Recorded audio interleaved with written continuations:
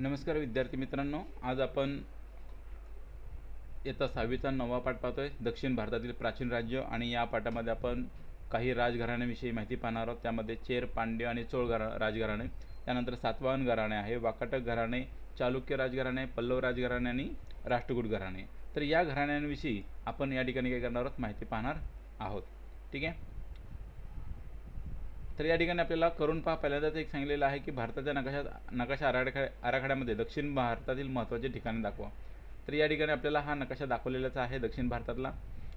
आणि या दक्षिण भारतातल्या नकाशातून इसवी सन 8व्या शतकातील दक्षिण भारत हा या ठिकाणी दाखवण्यात आलेला आहे. आणि आपण थोडक्यात याचं या नकाशाचं वाचन करणार आहोत. तर या ठिकाणी आपल्याला लेणी, आपण जेव्हा सूची पाहतो त्यावेळी आपल्याला काही गोष्टी दिसतात आहे. तर यामध्ये आपल्याला लेणी दाखवलेले आहेत, त्यानंतर मंदिरं दाखवलेली आहेत. त्यांचं चिन्ह, लेण्याचं चिन्ह आपल्याला असं दिसतंय आणि मंदिराचं चिन्ह असं दिसतंय. त्याचबरोबर वर्तमान राज्यसीमा जी आहे, म्हणजे आता सध्याची, ती या प्रकारे आपल्याला दाखवलेली आहे. म्हणजे आताचं जी राज्य आहे त्यांच्या सीमा दाखवलेल्या आहेत. ठीक आहे. त्यानंतर आपल्याला त्याच्या खाली आपल्याला काय दाखवलेलं आहे, तर या ठिकाणी आपल्याला दिशा दाखवण्याचा प्रयत्न केलेला आहे. तर यामध्ये उत्तर दिशा दाखवलेली आहे, बाकीच्या दिशा आपल्याला माहीत आहेतच.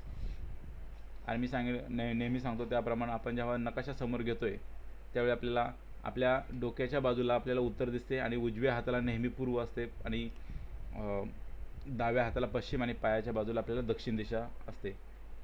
ठीक आहे. जेव्हा आपण असा नकाशा पाहतो त्यावेळी तुम्हाला अशा प्रकारे दिशा ओळखायच्या आहेत. ठीक आहे. चला तर मग. तर चेर, पांड्य आणि चोळ घराणे दक्षिणेतील प्राचीन राजसत्तांमधील 3 राजसत्तांचा उल्लेख तत्कालीन साहित्यामध्ये होतो. आता दक्षिणेमध्ये जी काही प्राचीन राजसत्ता आहेत त्यातल्या राजसत्तांपैकी काही त्या काळच्या जी साहित्य आहे त्या साहित्यामध्ये त्या सत्तांचा उल्लेख त्या ठिकाणी येत असतो. मग यामध्ये कुठल्या महत्त्वाच्या राजसत्ता होत्या, तर त्यामध्ये चेर, पांड्य आणि चोळ या काही प्रमुख राजसत्ता आहेत. आणि या राजसत्ता इसवी सनापूर्वीच्या 4थ्या शतकात, इसवी सनापूर्वीच्या 4थं जे शतक आहे किंवा त्याही पूर्वीपासून अस्तित्वात होत्या. आणि ह्या सत्तांचा जो उल्लेख आहे तो आपल्याला कुठे मिळतो, तर तो रामायण आणि महाभारत ही जी महाकाव्य आहेत, आपल्याला हे जे चेर, पांड्य आणि चोळ घराणी आहेत, राजसत्ता आहेत, या पूर्वीपासून अस्तित्वात होत्या, इसवी सनापूर्वीच्या 4थ्या शतकात किंवा त्याच्या अगोदरपासून. आणि यांचा जो उल्लेख आहे तो कुठे मिळतो आपल्याला, तर जी रामायण आणि महाभारत ही जी 2 महाकाव्य आहेत या महाकाव्यांमध्ये त्यांचा उल्लेख आपल्याला आढळतो. त्याचबरोबर तमिळ भाषेमधील संगम साहित्यामध्ये, तमिळ भाषेतील संगम साहित्य जे आहे त्या संगम साहित्यामध्ये सुद्धा या तिन्ही राजसत्तांचा आपल्याला उल्लेख आलेला दिसतो. त्याचबरोबर मौर्य सम्राट जो अशोक आहे, तर या अशोकाच्या लेखामध्ये सुद्धा या 3 राजसत्तांचा उल्लेख आपल्याला दिसून येतो. त्याचबरोबर Periplus of the Erythraean Sea या पुस्तकामध्ये मुजरीस हे केरळच्या किनाऱ्याचा अत्यंत महत्त्वाचं बंदर असल्याचं म्हटलेलं आहे. आता सम्राट अशोकाचं जे लेख आहेत त्यामध्ये सुद्धा या तिन्ही राजसत्तांचा उल्लेख आपल्याला झालेला दिसतो. त्याचबरोबर जे Periplus of the Erythraean Sea हे जे पुस्तक आहे या पुस्तकामध्ये केरळच्या किनाऱ्याचं जे अत्यंत महत्त्वाचं असं बंदर आहे ते म्हणजे मुजरीस, त्याचासुद्धा उल्लेख यामध्ये आलेला आहे. आणि हे बंदर जे आहे ते हे कोणाच्या राज्यामध्ये होतं, तर ते चेर राजघराण्याच्या राज्यामध्ये होतं. चेर यांच्या राज्यामध्ये ते बंदर होतं. आणि हे जे मुजरीस बंदर आहे तर या बंदरामधून काय होत होतं, तर मसाल्यांचे पदार्थ, मोती, त्यानंतर मौल्यवान रत्न या सगळ्या वस्तूंची निर्यात होत होते. मग ही निर्यात कुठे होत होते, तर ही निर्यात इटलीमधील रोमकडे, तसंच पश्चिमेकडील इतर काही देश आहेत या देशांकडे काय होत होती, निर्यात होत होती. ठीक आहे. त्यानंतर आपण पाहतोय पांड्य. तर पांड्य राज्याचा विस्तार जो आहे तो आजच्या तमिळनाडूमध्ये आहे. पांड्य राज्याचा विस्तार कुठं आहे, तमिळनाडूमध्ये. म्हणजे आपण जर या नकाशामध्ये पाहिलं तर आपल्याला या ठिकाणी जसं आता चोळ आहे, या ठिकाणी पांड्य राज्य हे कुठं आहे, तर या तमिळनाडू राज्य, हे तमिळनाडूचं राज्य आहे. या तमिळनाडूच्या प्रदेशामध्ये हे पांड्य घराणं राज्य करत होतं. त्याचबरोबर जे पांड्य घराणं आहे तेथील जे मोती होते त्या मोती उत्कृष्ट असे किंवा उत्कृष्ट दर्जाचे मोती त्या ठिकाणी होते. आणि त्या मोत्यांनासुद्धा काय होती, प्रचंड प्रमाणात मागणी होती. त्याचबरोबर जी मदुराई आहे ही पांड्य घराण्याची राजधानी होती. मदुराई जे ठिकाण आहे ते काय होतं, त्या ठिकाणी पांड्य घराण्याची काय होती, राजधानी होती. मदुराई आपल्याला या ठिकाणी दिसते. इथं हे जे मदुराई आहे हे पांड्य घराण्याची राजधानी होती. त्यानंतर प्राचीन चोळांचं राज्यसुद्धा तमिळनाडूतील चिरापल्लीच्या आसपासच्या प्रदेशात होतं. म्हणजे हे जे चोळ घराणं आहे, या चोळ घराणंसुद्धा कुठं होतं आपल्याला दिसतं, तर चोळ घराणंसुद्धा तमिळनाडूमध्येच होतं. आपल्याला या ठिकाणी दिसतंय तमिळनाडूमध्ये हे चोळ घराणं आहे. आणि तिरुचिरापल्लीच्या आसपासच्या प्रदेशामध्ये, इथं तिरुचिरापल्ली आहे म्हणजे याच्या आसपासच्या प्रदेशामध्ये काय होतं, तर हे चोळ घराणं होतं. ठीक आहे. त्यानंतर आपण पाहणार आहोत सातवाहन घराणे. आता मौर्य साम्राज्याचा ऱ्हास झाला आणि मौर्य साम्राज्याचा ऱ्हास झाल्यानंतर उत्तर भारतामध्ये जसे प्रत्येक राजे स्वतंत्र होत गेले, स्वतः प्रत्येकानं आपापलं स्वतंत्र राज्य निर्माण केलं, तसं महाराष्ट्र, आंध्र प्रदेश, कर्नाटक या प्रदेशामधील सुद्धा स्थानिक राज्य काय झाले, स्वतंत्र झाले आणि त्यांनी आपली छोटी छोटी काय केली, राज्य स्थापन केली. त्यापैकीच एक जे घराणं आहे ते म्हणजे सातवाहन घराणं आहे. पहा, मौर्य साम्राज्याचा ऱ्हास होत गेला त्या आणि उत्तर भारताप्रमाणे जसं प्रत्येकाने आपापली स्वतंत्र छोटी छोटी राज्य निर्माण केली, तशीच दक्षिण भारतामध्ये सुद्धा आपल्याला महाराष्ट्र, आंध्र प्रदेश, कर्नाटक या प्रदेशांमध्ये सुद्धा स्थानिक राज्य होते, त्यांनी आपलं स्वतंत्र राज्य निर्माण केलं. आता ही जी छोटी छोटी राज्य होती आणि त्यापैकी जे एक होतं ते म्हणजे सातवाहन घराणं. आणि यामध्ये सातवाहन घराण्याची जी राजधानी होती ती म्हणजे प्रतिष्ठान, म्हणजेच पैठण. आजची पैठण जे आहे तेच प्रतिष्ठान ही राजधानी होती. आणि या घराण्याचा जो पहिला संस्थापक होता, म्हणजे या घराण्याचा संस्थापक तर कोण होता, तो म्हणजे राजा सिमुक. राजा सिमुक काय आहे, तर या सातवाहन घराण्याचा संस्थापक आहे. त्याचबरोबर पुणे जिल्ह्यातील जुन्नरजवळ, पुणे जिल्ह्यातील जुन्नर कुठं आहे ते आपण आता पाहूया. या ठिकाणी आपल्याला दिसते पुणे जिल्हा आणि पुणे जिल्ह्यामधील जुन्नर या ठिकाणी जो नाणेघाट आहे, तर या नाणेघाटातील लेण्यामध्ये असलेले जी काही कोरीव लेख आहेत, या कोरीव लेखामध्ये या सातवाहन घराण्यातल्या व्यक्तींची नावं आहेत. हे जी नाणेघाट आहे त्या नाणेघाटामध्ये, जुन्नर जवळच्या परिसरामध्ये नाणेघाट जो आहे त्या नाणेघाटामध्ये जे काही लेख लिहिले त्या लेखांमध्ये कोणाचा उल्लेख आहे, तर यामध्ये असलेले जे राजे आहेत सातवाहन घराण्यातले, तर त्या व्यक्तींची नावं त्या ठिकाणी आहेत.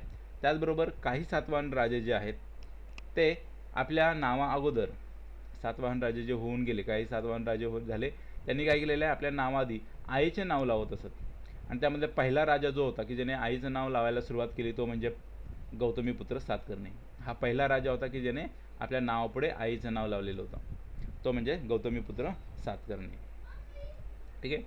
तर सातवाहन घराण्यातील गौतमीपुत्र सातकर्णी हा राजा विशेष असा प्रसिद्ध होता आणि त्याच्या पराक्रमाचं वर्णन हे आपल्याला कुठं दिसून येतं, तर ते म्हणजे नाशिकमधील जी काही लेणी आहेत त्या लेण्यांमध्ये त्याच्या पराक्रमाचं वर्णन आपल्याला त्या लेण्यांमध्ये दिसून येतं.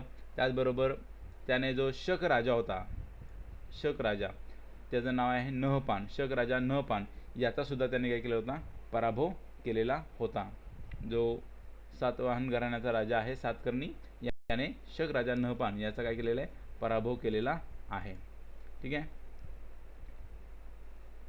त्यानंतर त्याने स्वतःला एक पदवी धारण केलेली आहे, म्हणजे गौतमीपुत्र सातकर्णी याने आपल्याला वेगवेगळ्या पदव्या धारण केलेल्या आहेत. त्यापैकी एक जी आहे की जिचा नाशिकच्या नाणेघाटामध्ये उल्लेख आहे, नाशिकच्या नाणेघाटातील लेखामध्ये जो उल्लेख आहे तो आहे तो कोणता, तर त्रिसमुद्र तोय पीतवाहन असा त्याचा उल्लेख आहे.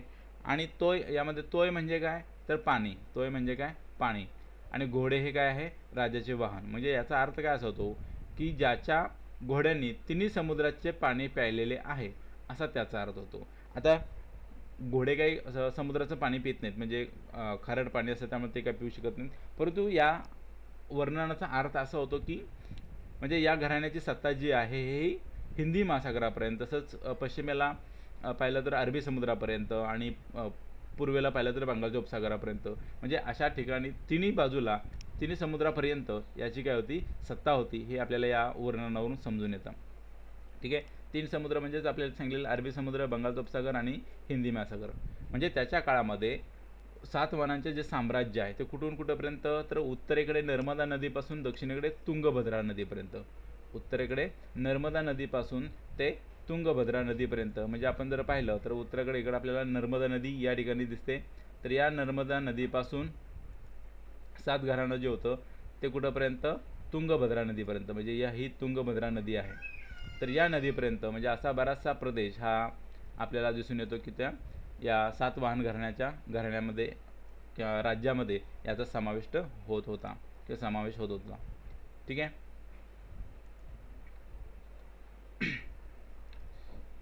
आता यामध्ये त्यानंतर हाल नावाचा राजा, याच घराण्यामधील सातवाहन घराण्यातला जो राजा होता त्याचं नाव होतं हाल. आणि या राजाने काय केलेलं आहे तर गाथा सप्तशती हा एक ग्रंथ लिहिलेला आहे प्राकृत भाषेतील. महाराष्ट्री ही जी प्राकृतिक भाषा आहे या प्राकृतिक भाषेमध्ये त्याने एक ग्रंथ लिहिला आहे. आणि या ग्रंथामध्ये त्याने सातवाहन काळामधील जे लोक जीवन होतं त्या लोकजीवनाबद्दलची माहिती त्याने या ग्रंथामध्ये दिलेली आहे. त्याचबरोबर सातवाहन काळामध्ये भारतीय व्यापारामध्ये खूप वाढ झालेली आहे दिसून येते. त्यानंतर महाराष्ट्रातील पैठण, तेर, भोकरदन, कोल्हापूर या स्थळांना व्यापाराचे केंद्र म्हणून विशेष प्राप्त झालं. आता ही सातवाहन काळ जो आहे त्यामध्ये व्यापार मोठा वाढीस लागलेला आहे. आणि व्यापार वाढीस लागलेल्यामध्ये जी प्रसिद्धीस आलेली व्यापाराची जी केंद्र होती त्यामध्ये कुठली होती तर पैठण होतं, तेर, भोकरदन, कोल्हापूर ही जी स्थळं होती ही व्यापारी केंद्र म्हणून विशेष प्रसिद्ध झालेली आपल्याला दिसून येतात. आणि याच काळामध्ये म्हणजे सातवाहनांच्या काळामध्ये कला वस्तूंचं उत्पादन हे मोठ्या प्रमाणावर होऊ लागलेलं होतं. आणि इथल्या भारतीय मालाची निर्यात जी होती ती रोमपर्यंत होत असे. त्याचबरोबर काही सातवाहन घराणे जे आहेत त्या काही सातवाहन घराण्यांच्या जी नाणी आहेत त्या नाण्यांवर जहाजाच्या प्रतिमा आहेत. जहाजांच्या प्रतिमा आहेत म्हणजे हे जहाजामधून सुद्धा व्यापार या ठिकाणी होत होता. त्याचबरोबर त्यांनी इतर ठिकाणी सुद्धा आपलं वर्चस्व निर्माण केलेलं दिसून येतं. इथं हे नाणं आहे. त्याचबरोबर महाराष्ट्रातील जी अजिंठा, नाशिक, कार्ले, भाजे, काणेरी, जुन्नर येथील जी लेणी आहेत यातील काही लेणी ही सातवाहनांच्या काळामध्ये खोदलेली आहेत. सातवाहनांच्या काळामध्ये काय झालेलं आहे त्यांनी ही नाणी खोदलेली आहेत. हे आपल्याला नाणं दिसतंय, जहाजाची प्रतिमा असलेलं सातवाहन घराण्यातलं नाणं. ठीक आहे. आणि ही आपल्याला काही कार्ले या ठिकाणचं एक चैत्यगृह दिसतंय. कार्ले या ठिकाणचं चैत्यगृह, त्यानंतर अजिंठा याकडचं एक लेणं. ठीक आहे. तर त्यामधली अशी काही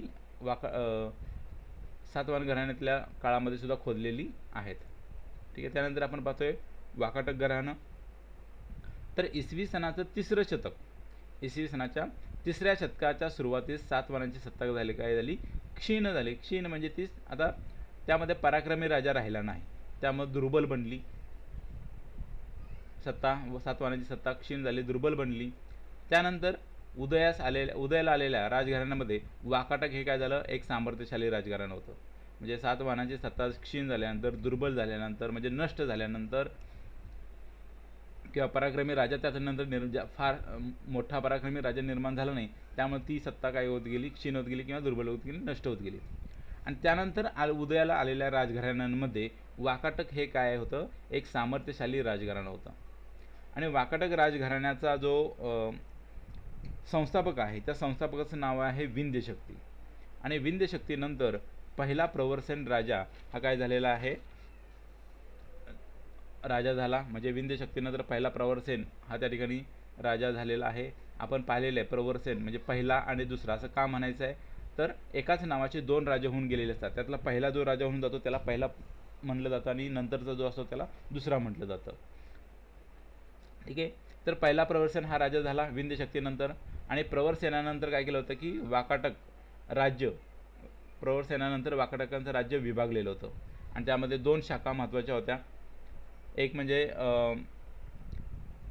एक जी शाखा होती त्या शाखेची पहिली राजधानी होती ती म्हणजे नंदीवर्धन, जी नागपूरजवळ आहे. वाकाटक घराण्याचं दोन शाखा त्या विभागले किंवा दोन शाखांमध्ये ते विभागलेलं होतं. आणि त्यातल्या पहिल्या शाखेची राजधानी जी आहे ती नंदीवर्धन आहे की जी नागपूरजवळ आहे. आणि दुसऱ्या शाखेची राजधानी आहे ती वत्सगुल्म म्हणजे सध्याचं वाशिम जिल्हा या ठिकाणी ती दुसरी राजधानी होती. आणि विंध्यशक्ती याचा मुलगा जो आहे त्याचं नाव पहिला प्रवरसेन, यानं काय केलं होतं तर याने वाकाटक साम्राज्याचा विस्तार केलेला आहे. म्हणजे साम्राज्य आपलं वाढवलेलं आहे. इतर राजांचा पराभव करून त्यांनी आपल्या राज्यामध्ये त्याची राज्य जोडली गेलेली आहेत. त्यामुळे त्याने आपलं साम्राज्य निर्माण केलेलं होतं. आणि त्याच्या कारकिर्दीमध्येच म्हणजेच पहिल्या प्रवरसेनच्या कारकिर्दीमध्येच वाकाटांचं साम्राज्य हे कुठंपर्यंत गेलेलं आहे, तर उत्तरेस माळवा आणि गुजरात या प्रदेशापासून दक्षिणेस कोल्हापूरपर्यंत पसरलेला आहे.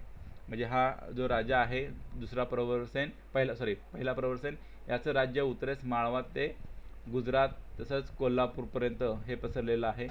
म्हणजे आपल्याला या ठिकाणी इथं दिसेल गुजरातपासून, इथं आपल्याला गुजरात आहे, गुजरातपासून ते कोल्हापूरपर्यंत या ठिकाणापर्यंत हे राज्य पसरलेलं होतं वाकाटक घराणं.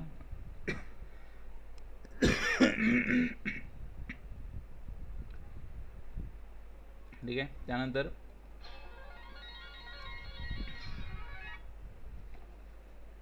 आपण पुढं पाहतोय की कोल्हापूरचं त्या काळातलं नाव जे होतं ते कुंतल होतं. कोल्हापूरचं ते नाव जे होतं ते काय होतं, कुंतल असं या ठिकाणी म्हणजे नाव होतं कोल्हापूरचं. गुप्त सम्राट दुसरा चंद्रगुप्त यानं त्याची मुलगी जी आहे ती प्रभावती हिचा विवाह काय केलेला आहे, तर रुद्रसेन या वाकाटक राजाशी, रुद्रसेन या वाकाटक राजाशी त्याचा विवाह केलेला होता. हे आपण पाठीमागच्या पाठामध्ये पाहिलेलं आहे की गुप्त सम्राट दुसरा चंद्रगुप्त याची जी मुलगी आहे ती दुसरा रुद्रसेन या वाकाटक घराण्यातला जो राजा होता त्याच्याशी तिचा विवाह लावलेला होता. त्याचबरोबर हरिसेन या वाकाटक राजाचा, हरिसेन जो आहे तो वाकाटक राजा आहे, त्याचं नाव आहे वराहदेव. हरिसेन हा जो राजा होता त्याचा राजाचा एक मंत्री होता, त्याचं नाव होतं वराहदेव. वाकाटक घराण्याचा एक राजा होऊन गेला, त्याचं नाव काय होतं, हरिसेन. तर ह्या राजाचा वराहदेव नावाचा काय होता, एक मंत्री होता. आणि हा कोण होता, तर बौद्ध धर्माचा अनुयायी होता. आणि त्याने अजिंठा येथील 16 क्रमांकाचं जे लेणे आहे ते त्याने खोदून घेतलेलं होतं. म्हणजे हे कोणी खोदून घेतलेलं आहे, वराहदेव. कोणाच्या काळामध्ये, तर हरिसेन नावाचा जो राजा आहे वाकाटक घराण्यातला याच्या काळामध्ये त्याने ते खोदून घेतलेलं आहे. ठीक आहे. त्याचबरोबर अजिंठ्याच्या इतरही काही लेण्यांमध्ये खोदायचं, तसेच ती लेणी चित्रांनी सुशोभित करण्याचं काम या हरिसेनाच्या कारकिर्दीमध्ये आपल्याला झालेलं दिसून येतं. म्हणजे अजिंठ्याची लेणी 16 क्रमांकाचं लेणं खोदलेलं आहे, तसंच अजिंठ्याची इतर काही लेणी आहेत त्या लेण्यांमधले खोदायचं, तसंच ती लेणी जी लेण्यांमध्ये चित्र आहेत ती चित्र सुशोभित करण्याचं कामसुद्धा या हरिसेनाच्या कारकिर्दीमध्ये झालेलं दिसून येतं. ठीक आहे. आणि वाकाटक राजा दुसरा प्रवरसेन याने काय केलेलं आहे, महाराष्ट्री या प्राकृत भाषेमध्ये काय केलेलं आहे, तर सेतुबंध या ग्रंथाची रचना केलेली आहे. सेतुबंध हा जो ग्रंथ आहे त्या ग्रंथाची रचना केलेली आहे. तसंच कालिदासाचं मेघदूत काव्य सुद्धा हे या हरिसेनाच्या किंवा वाकाटक घराण्याच्या काळामध्येच निर्माण झालेलं आपल्याला दिसून येतं. सेतुबंध हा ग्रंथाची रचना, त्याचबरोबर कालिदासाचं जे मेघदूत हे प्रसिद्ध काव्य आहे हे सुद्धा काव्य याच काळामधलं आहे. ठीक आहे. त्यानंतर आपण पाहतोय चालुक्य घराणं. तर चालुक्य घराण्यामध्ये आपल्याला कर्नाटकामधील चालुक्य राजघराण्याची सत्ता ही बलशाली होती. आता हे कुठं आहे, कर्नाटकमध्ये आहे चालुक्य. आणि या घराण्याची सत्ता जी होती ती कशी होती, बलशाली होती. त्याचबरोबर वाकाटकानंतर म्हणजे वाकाटक घराण्यानंतर प्रबळ झालेल्या ज्या सत्ता आहेत त्या सत्तांमध्ये कदंब, कलचुरी इत्यादी सत्तांचा समावेश होता. आणि या सर्वांवर चालुक्य राजाने काय केलेलं होतं की आपलं वर्चस्व हे प्रस्थापित केलं होतं. पहा, म्हणजे वाकाटक घराणं हे वाकाटक घराण्याचं संपुष्टात आल्यानंतर ज्या काही त्या ठिकाणी सत्ता ज्या प्रबळ झाल्या म्हणजे ताकदवार सत्ता झाल्या त्यामध्ये कदंब आणि कलचुरी होते. आणि या सर्वांवर वर्चस्व कोणी निर्माण केलेलं आहे, तर चालुक्य राजांनी वर्चस्व प्रस्थापित केलेलं आहे. त्यामध्ये जो पहिला पुलकेशी यानं काय केलेलं आहे, तर इसवी सनाच्या 6व्या शतकामध्ये या चालुक्य घराण्याची स्थापना केलेली आहे. पहिला पुलकेशी हा जो आहे त्याने काय केलेलं आहे, चालुक्य घराण्याची स्थापना केलेली आहे. कधी, तर इसवी सनाच्या 6व्या शतकामध्ये. आणि कर्नाटकामधील बदामी ही काय होती, त्याची राजधानी होती. कर्नाटकामधील बदामी. त्यामुळे त्या चालुक्यांना बदामीचे चालुक्य असं म्हणत होते किंवा त्यांना बदामीचे चालुक्य असं म्हटलं जायचं. ठीक आहे. आता बदामीचं प्राचीन नाव जे आहे ते वातापी आहे. बदामीचं प्राचीन नाव काय आहे, वातापी असं नाव त्याचं आहे. आणि चालुक्य राजा दुसरा पुलकेशी यानं काय केलेलं आहे, तर सम्राट हर्षवर्धनाचं आक्रमण परतवून लावलेलं आहे. जो आपण पाहिलं सम्राट हर्षवर्धन की जो पराक्रमी राजा होऊन गेला, हा सम्राट हर्षवर्धन, आणि जो आपल्या संपत्ती दर 5 वर्षांनी जनतेमध्ये वाटून देत होता, हा सम्राट हर्षवर्धन, याचं आक्रमण या दुसरा पुलकेशी याने परतवून लावलेलं होतं. त्याचबरोबर बदामी, ऐहोळे, पट्टदकल या ठिकाणची प्रसिद्ध मंदिरे त्या चालुक्य राजाच्या कारकिर्दीमध्ये काय केलेले आहेत, बांधलेली आहेत. म्हणजे ही जी मंदिरे आहेत, प्रसिद्ध मंदिरे आहेत, ती कोणाच्या काळात बांधली गेली, तर चालुक्य राजांच्या काळामध्ये बांधली गेलेली आहेत. त्यानंतर दुसरं घराणं आहे ते म्हणजे पल्लव राजघराणं.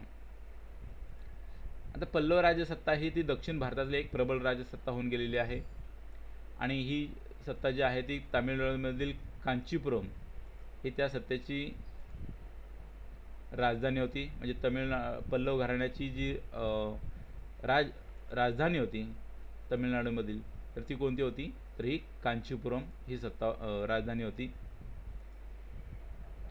त्यामध्ये महेंद्रवर्मन हा एक काय झालेला होता, एक कर्तबगार राजा होऊन गेला. पल्लव घराण्यामधला एक कर्तबगार राजा जो आहे त्याचं नाव आहे महेंद्रवर्मन, की ज्याने पल्लव राज्याचा काय केलेला आहे, विस्तार केलेला दिसून येतो.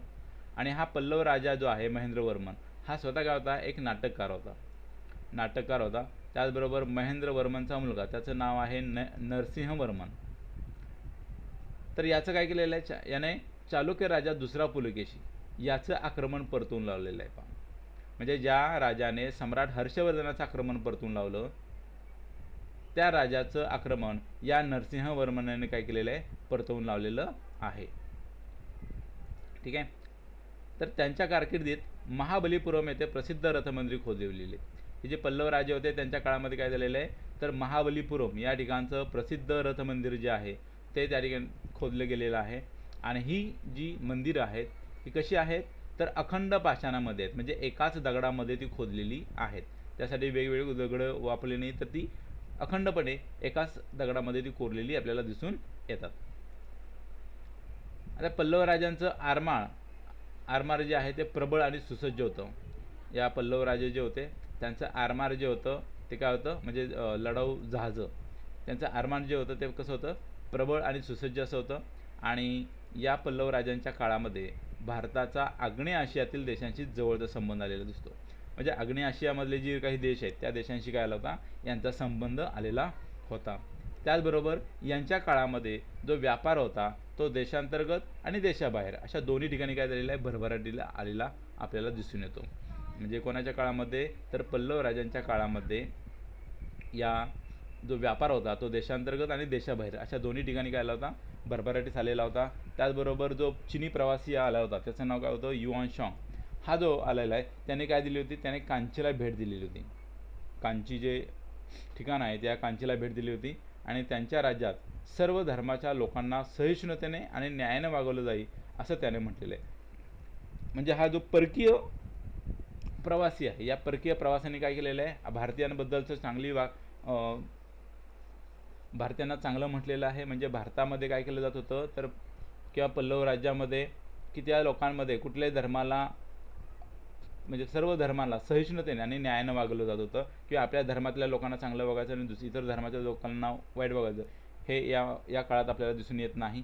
तर इतर धर्माच्या लोकांनासुद्धा सहिष्णुतेने आणि न्यायाने या ठिकाणी वागवलं जायचं. ठीक आहे. त्यानंतर पुढचं घराणं जे आहे ते राष्ट्रकूट घराणं. कोणतं घराणं, राष्ट्रकूट राजघराणं.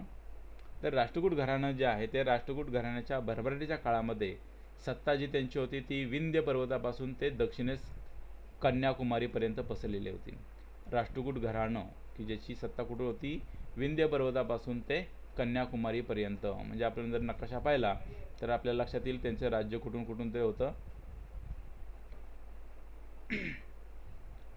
कन्याकुमारी म्हटलं की आपल्याला या ठिकाणी आपल्याला दिसून येतं, आणि विंध्य पर्वत म्हटलं की आपल्याला हे नर्मदा नदीच्या बाजूला दिसून येईल. म्हणजे इथं वरच्या भागामध्ये या ठिकाणापासून ते खालीपर्यंत विंध्य पर्वतापासून ते कन्याकुमारीपर्यंत या राष्ट्रकूट घराण्याची काय होती, सत्ता होती. ठीक आहे.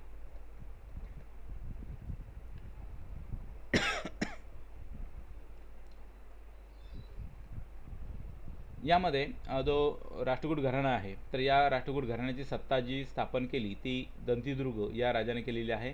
प्रथम सत्ता कोणी स्थापन केलेली आहे? महाराष्ट्रामध्ये स्थापन केली, ती म्हणजे दंतीदुर्ग याने केलेली आहे. त्याचबरोबर या घराण्यातला जो कृष्ण राजा पहिला हा जो राजा आहे त्याने काय केलेलं आहे? वेरूळचं जे सुप्रसिद्ध कैलास मंदिर आहे ते याने खोदवलेलं आहे.